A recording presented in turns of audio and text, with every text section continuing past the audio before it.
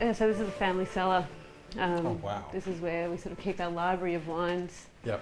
It's a really great opportunity for us to come down and try these wines and understand what went on in previous vintages. So this cellar we're in here, actually, funnily enough, was built in another crisis. Yeah, so it was a frost back in 1967. And if we get a frost in the late spring or early summer, it's really detrimental to the vines. So this frost came through, frosted all the leaves and new shoots, which was the crop for that following year. So we had a full team of people to work with us for that harvest and no grapes to harvest. So it was Uncle John and my grandfather that gave them all shovels and got them digging.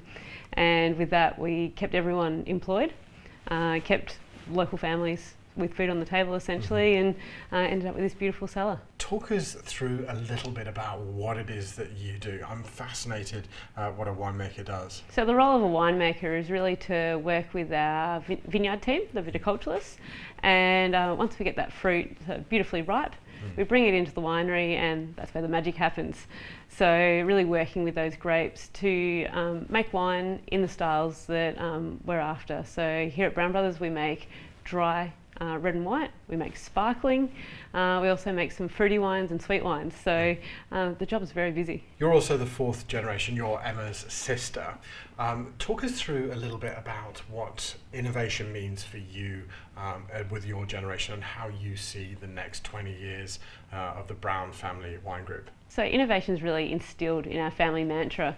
Looking at my grandfather, he'd really wanted to do things differently. So planting different varieties, talking to our customers and actually understanding what they want to drink rather than making the wine and expecting them to drink it. And with that in mind, we do that today. So we get out there and we talk to people. And we try and understand what the wine drinker who may be underage or maybe say 15 at the moment, what they're going to want to drink when they're 25. And to keep that in mind and be out there planting new varieties, working with different wine styles, so then we're ahead of the curve. Dad's always said that wine is like the fashion industry. So you're always looking at trends, but the thing is you actually have to make sure those grapevines are in the ground 5 years before the trend hits. So we always have to keep our finger on the pulse.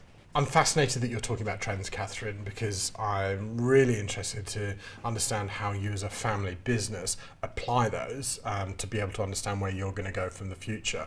I'm also interested to understand what you're doing with the CSIRO in developing new varieties. How are you working on that? So the CSIRO are a government body in Australia that are looking for agriculture in the future. Yep. And so we work with them to put the vines, what they've been working on, their new projects in a commercial vineyard setting to understand how they would work and whether they're sustainable for the future. From that we have about 6 different varieties that we now bring in, and each year we're looking at different winemaking methods, because sometimes a grape may be really good as a dry style but not so good as a sweet style, and then vice versa. So we play around with these different styles each year, and along the way we found a jackpot. And Sienna has been an example of one of those jackpots. It was a wine we made as a dry style for a number of years, and it just wasn't hitting the consumer taste buds. Then we flipped that round, made it in a style similar to Moscato, so fruity with a bit of Fizzanti, and it's now one of the best-selling red wines in Australia. And for want of a better word, that sounds like a bit of a pivot. What led you into that innovation? You could really say winemaking is about trial and error at times, but we actually talked to the customer, and we realised that people were looking for an easier drinking red wine, something that you could enjoy sort of around a barbecue or even with a piece of chocolate. So that's where we got the idea of making this red wine in a really different way that would appeal to those consumers and new consumers to wine. In spite of all the history that we've got in this room here, this is your very private family cellar. Our world at the moment above us is going through an enormous amount of change.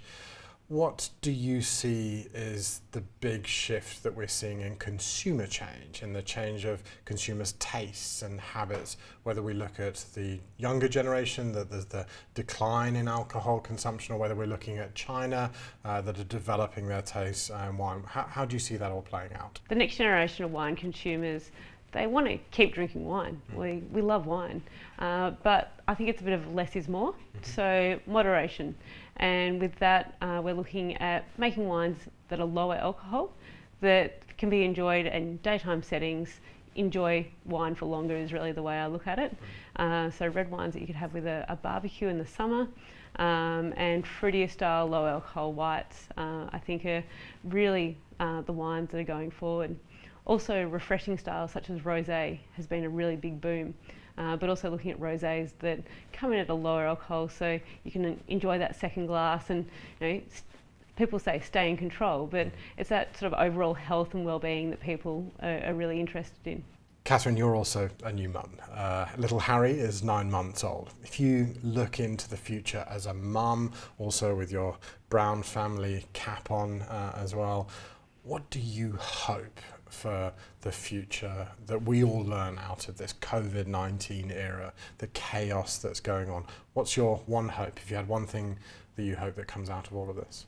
I hope that people realise how important people time is, like actually being around people, having real conversations. And I feel over the last 5 years we've got lost in our devices. You go for coffee with a friend and they're looking on their phone. So coming out of this, actually being able to spend time with people again, make that time real. Katherine, thank you so much, not only for showing me around your family cellar here this afternoon, but also talking to me about your view for the future. Pleasure, thank you.